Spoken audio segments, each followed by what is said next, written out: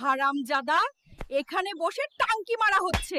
যা, আমার জন্য এক্ষুনি একটা কচ্ছপের ডিম নিয়ে আয়। শালার দাদি রে, শান্তি মতো একটু গল্প করতেও দিলি না।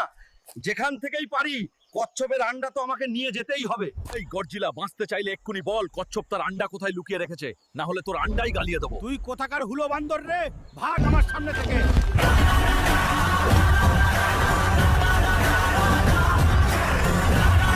গর্জিলাটি বলে দিলে আমাকে এত কষ্ট করে কচ্ছপের আন্ডা খুঁজতে হতো না।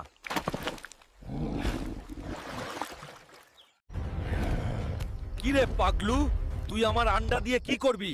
ভাগ এখান থেকে, না হলে তোর আন্ডা গালিয়ে দেব।